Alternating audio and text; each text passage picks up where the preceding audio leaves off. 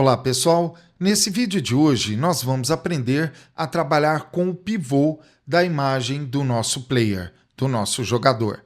Sejam todos bem-vindos ao curso da Academia Unity.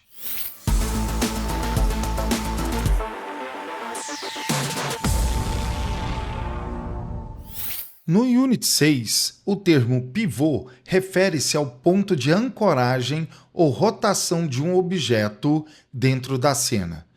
O pivô ele é fundamental para determinar como os objetos se movimentam, como eles giram e como nós mudamos a sua escala. Alterar o pivô pode mudar completamente o comportamento de uma animação, uma rotação ou até mesmo um posicionamento. A função do pivô dentro do Unity define o ponto de origem da rotação, o centro da escala e o ponto de referência para posicionamento e ancoragem, extremamente útil em uma interface de usuário. Neste momento, vocês podem até não entender o motivo pelo qual eu vou mudar o pivô de posição. Mas, pessoal, podem acreditar, no nosso jogo top-down, vocês vão entender muito bem isso nas próximas aulas, quando o nosso personagem começar a passar por trás e pela frente, por exemplo, de objetos. Um exemplo prático disso serão as árvores que nós vamos colocar na nossa cena, onde nós podemos passar pela frente ou por trás delas. Agora, prestem atenção, a mudança do pivô aqui nesta aula, neste vídeo, é muito importante para o futuro das próximas aulas, para que a gente possa desenvolver e aprender técnicas bem interessantes.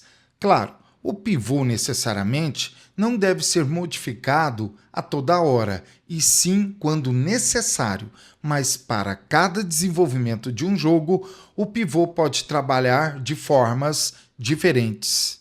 Mas Stuart, onde eu identifico o pivô? Pessoal, o pivô é essa bolinha aqui, ó, bem no centro do meu objeto player.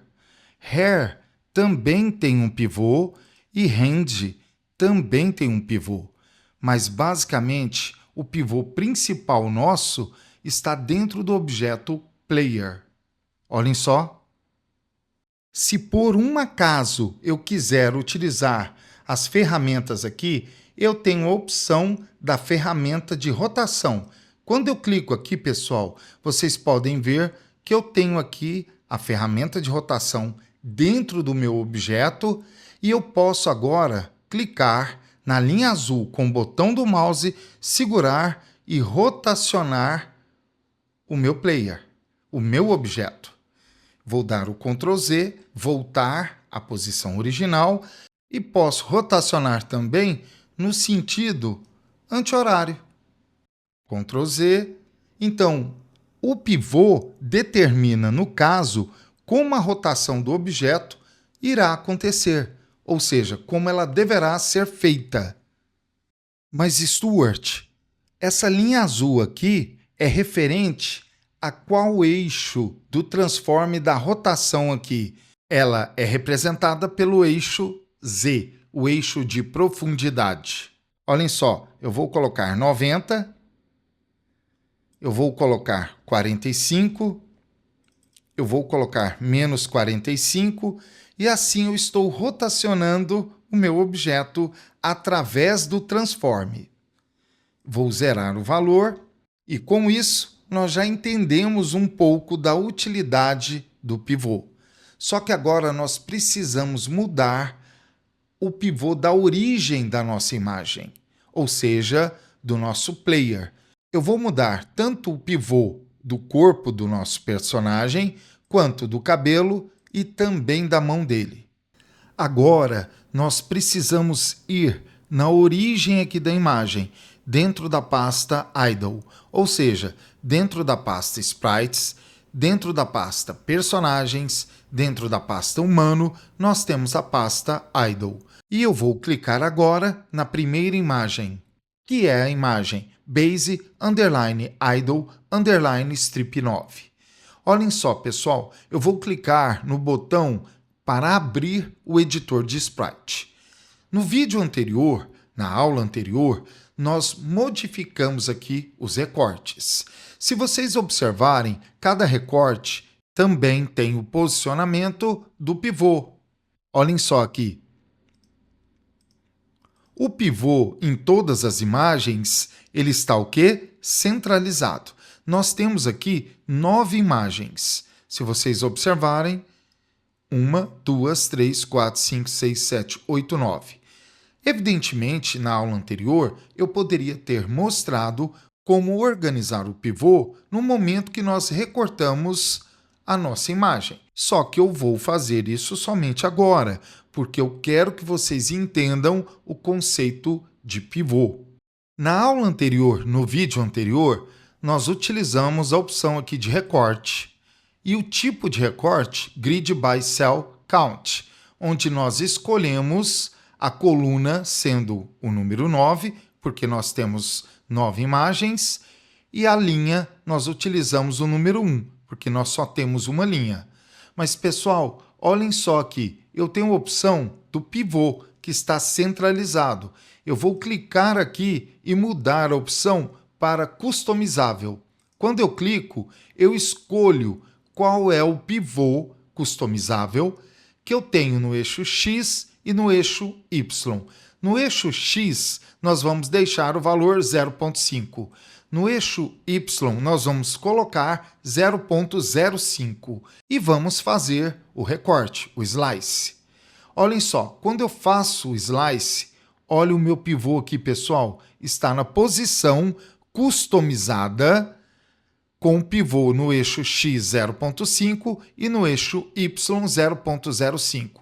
X é o eixo da direita para a esquerda.